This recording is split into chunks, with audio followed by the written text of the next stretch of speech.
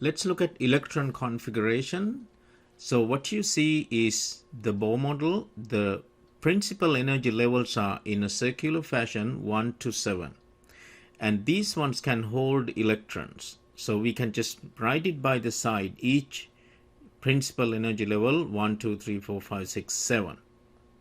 Now this each principal level is like a building. So each building has different levels. So the first building, first and principal energy level, has only one sub-level, which is S.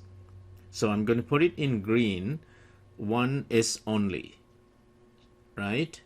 And that's 1S. And then the second level has 2S and 2P. That means second building has 2 levels. Third building has 3 levels, 3S, 3P, 3D. Fourth building has 4S, 4P, 4D, 4F. Fifth building has 5S, 5P, 5D, 5F, and so on. So we can think each principal energy level, blue is a building, and sub-levels are in green. Now each sub-level has a maximum. S is 2, P is 6, D is 10, F is 14. That's like how many occupants max you can have it in a flow, in a level. So those are electrons, number of electrons. S can have 2 electrons max, P6, D10, F14. That tells you how many maximum number of electrons you can have.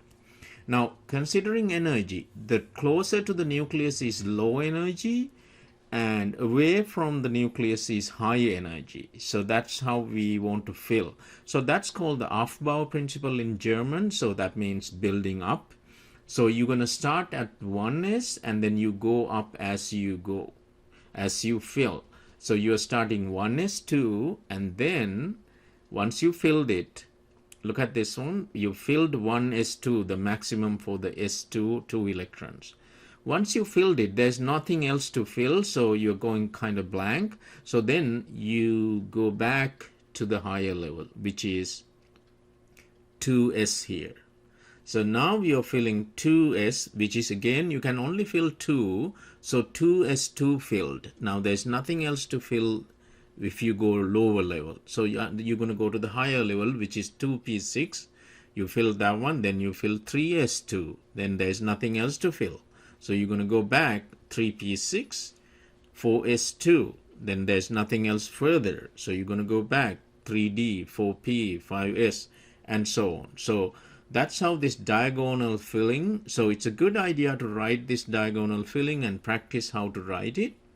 And that way we can fill the electrons from bottom to the top, from lower level to the higher level. So 3d, 4p, 5p, 5s, and then 4d, 5p, 6s, and 4f, 5d, 6p, 7s, and so on. So we can just sort of have this pattern, and you can also write this one in a linear fashion. So the diagonal is important. In a linear fashion, I just copy the diagonally levels that we have, 1s, 2s, 2p, 3s, 3p, 4s, 3d, 4p, because 3d was after the 4s, right? You see that? Notice that one in the diagonal filling, the Aufbau filling. So writing this one is an important thing on a piece of paper, and then we use that one for each element. The first example I have is carbon 6.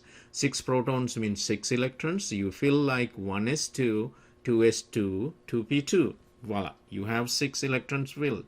That's called the extended version. Now we can write the condensed version, which is helium is 1s2. Then what is rest, you just write there. So that's how we have it. Okay, and then we can also get the valence is 4 electrons in that one, right? For the 7 nitrogen, you can fill 7, 1s2, 2s2, 2p3. Then you can square bracket the helium 1s2, the rest you copy, and the valence is 5 electrons. Same thing for 13 aluminum. So aluminum has 13 electrons, 1s2, 2s2, 2p6, 3s2, 2p1. Now we have the inert gas neon is filled up to the 10th electron. So you put the neon bracketed, square bracketed, and then what is left, 3s2, 3p1,